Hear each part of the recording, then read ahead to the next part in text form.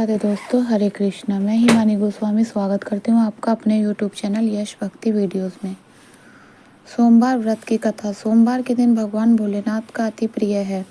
जो भी सच्ची श्रद्धा के साथ नियम और निष्ठा के साथ सोमवार का व्रत करते हैं, सोमवार के दिन भगवान भोलेनाथ का पूजन करते हैं, भगवान भोलेनाथ उनकी सभी इच्छाओं को पूर्ण करते हैं।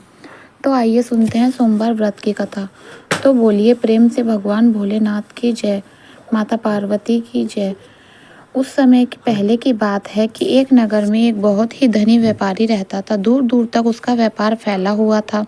नगर में उसके व्यापारी का सब लोग बड़ा ही सम्मान किया करते थे। इतना सब कुछ होने के बाद भी वह व्यापारी बहुत दुखी था, क्योंकि उसे व्यापारी का कोई संतान नहीं, यानी कि पुत्र नहीं था। दिन रात उसे एक ही चिंता सताई करती थी कि उसकी मृत्यु के बाद उसका इस बड़े बड़े व्यापार धन संपत्ति का कौन संभालेगा। पुत्र पाने की इच्छा से वह व्यापारी सोमवार भगवान शिव की व्रत और उनकी पूजा किया करता था और कथा श्रवण किया करता था।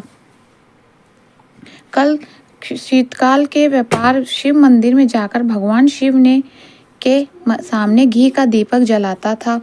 उस व्यापारी की भक्ति देखकर एक दिन माता पार्वती ने भगवान भोले से कहा कि हे प्राणनाथ, यही व्यापारी आपका सच्चा भक्त है। कितने दिनों से यह सोमवार का व्रत और पूजन नियमित रूप से कर रहा है। भगवान आप इस व्यापारी की मनोकामना को पूर्ण करो। तो भगवान शिव ने मुस्कुराते हुए कहा कि इस संसार में सबको उसके कर्म के अनुसार फल की प्राप्ति होती है। प्राणी जैसा कर्म करता है उसे वैसा ही फल प्राप्त होता है। इसके बावजूद माता पार्वती ने नहीं मानी और उन्हें आग्रह करते हुए कहा कि हे प्राणनाथ, आपको इस व्यापारी की इच्छा पूरी करनी ही पड़ेगी। यह आपका अन्य भक्त है। प्रति सोमवार आपका विधिवत व्रत करता है और पूजा अर्चना के बाद आपको भोग लगाकर एक समय भोजन ग्रहण करता है। आपको इससे पुत्र प्राप्ति का वरदान देना ही होगा। माता पार्वती का इतना आग्रह देखकर भगवान शिव ने कहा कि तुम्हें आग्रह पर मैं इस व्यापारी को पुत्र प्राप्ति का वरदान देता हूँ, लेकिन इसका पुत्र 16 वर्ष से अधिक जीवित नहीं रहेगा। उसी रात भगवान शिव ने उस व्यापारी को सपने में दर्शन देकर उसे पुत्र प्राप्ति का वरदान दे दिया और उसके पुत्र के 16 वर्ष तक जीवित रहने की बात भी बताई। भगवान के वरदान से व्यापारी को खुशी तो बहुत हुई, लेकिन पुत्र की अल्प आयु की चिंता से उसे खुशी को समाप्त कर दिया। व्यापारी पहले की तरह सोमवार का विधिवत व्रत रखता रहा। कुछ महीने पहले उसके घर अति सुंदर उसका पुत्र उत्पन्न हुआ। पुत्र जन्म से व्यापारी से घर में खुशियां भर गई। बहुत धूमधाम से पुत्र जन्म का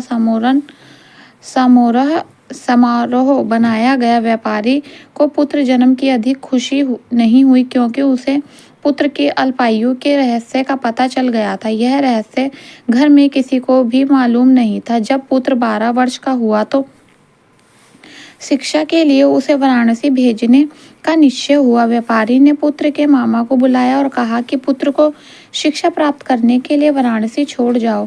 लड़का अपने मामा के साथ शिक्षा प्राप्त करने के लिए चला गया। रास्ते में जहाँ भी मामा और भांजा रात्रि विश्राम के लिए ठहरते, वहीं यज्ञ और ब्राह्मणों को भोजन करते।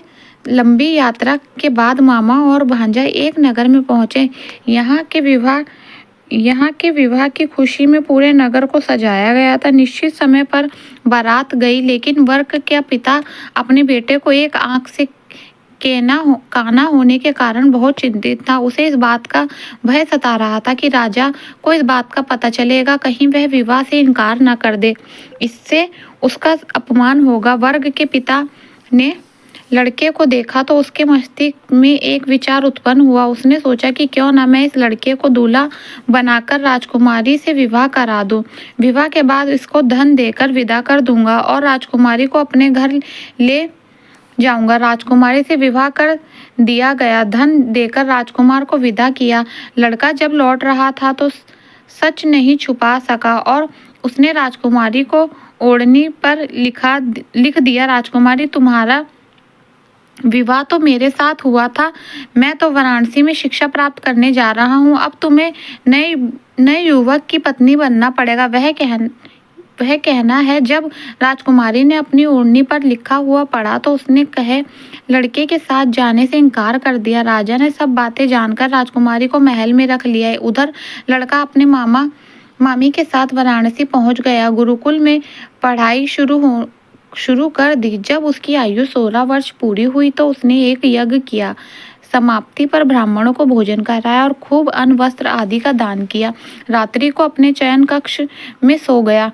शिव का वरदान के अनुसार शयन अवस्था में ही उसकी प्राण उड़ गए। सूर्योदय पर मामा भांजे को मृत देखकर उन्हें आसपास के लोगों भी एकत्रित होकर दुखी प्रकट करने लगे। मामा के रोने और विलाप करने के स्वयं समीप से गुजरते हुए भगवान शिव और माता पार्वती ने सुनी। पार्वती जी ने भी भगवान से कहा कि हे प्राणनाथ, मुझसे इसके रोने का स्वर अब मुझसे सहन नहीं हो रहा है। आप इस व्यक्ति को कष्ट अवश्य दूर कर दे। भगवान शिव ने पार्वती जी के साथ अदृश्य रूप से समीप जाकर देखा तो जी बोले, यह पार्वती, यह तो उसी व्यापारी का पुत्र है। मैंने इसे 16 वर्ष की आयु का वरदान ही दिया था। इसकी आयु तो पूरी हो चुकी है। पार्वती जी ने फिर भगवान शिव से निवेदन किया कि हे प्राणनाथ, आप इस लड़के को जीवित करें, नहीं तो इसके माता पिता पुत्र की मृत्यु के कारण रो रोकर अपने प्राणों को त्याग देंगे। इस लड़के का पिता को आपका परम भक्त है, वर्षों से सोमवार का व्रत करते हुए आपको भोग लगा रहा है। पार्वती के आग्रह पर भगवान शिव ने लड़के को जीवित होने का वरदान दे दिया और कुछ ही पल में यह जीवित होकर उठ बैठा। शिक्षा प्राप्त करके लड़का अपने मामा के साथ अपने नगर को ओर चल दिया। दोनों चलते हुए उसी नगर में पहुंचे जहां उसका विवाह संपन्न हुआ था। उस नगर में भी यज्ञ का आयोजन किया। समीप से गुजरते हुए नगर के राजा ने का आयोजन देख राजा ने उसको तुरंत पहचान लिया। यज्ञ समाप्त होने पर राजा मामा भांजे को तुरंत पहचान लिया। यज्ञ समाप्त होने पर राजा मामा भांजे को महल में ले गया और कुछ ही दिनों उन्हें महल में रखकर बहुत संध्या देकर वस्त्र देकर राजकुमारी के साथ विदा किया। रास्ते में सुरक्षा के लिए राजा ने बहुत से सैनिक को भेजा। नगर में पहुंचते ही एक दूत के घर भेजकर अपने आगमन की सूचना दी।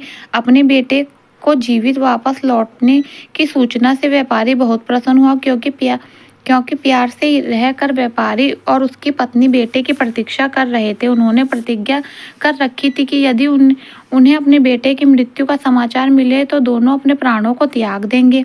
कहा कि हे श्रेष्ठ, मैंने तेरे सोमवार से व्रत करने का व्रत कथा सुनने से प्रसन्न होकर तेरे पुत्र की लंबी आयु प्रदान की है। व्यापारी बहुत प्रसन्न हुआ। सोमवार का व्रत करने से व्यापारी के घर में खुशियां लौट आई। शास्त्रों में लिखा है कि जो स्त्री और पुरुष सोमवार का विधिवत व्रत करते हैं, उसकी कथा श्रवण करते हैं, उसकी सभी इच्छाएं और मनोकामनाएं पूर्ण होती है। तो आशा करती हूँ कि यह जानकारी आपको अच्छी लगी होगी। ऐसे ही ज्ञानवर्धक जानकारी प्राप्त करने के लिए हमारे इस चैनल पर अगर आप नए हैं तो चैनल को लाल बटन दबाकर सब्सक्राइब कर ले। साथ में बेल आइकन को घंटी को दबाना ना भूलें ताकि मेरा वीडियो का नोटिफिकेशन आपके समय से मिल सके। राधे राधे।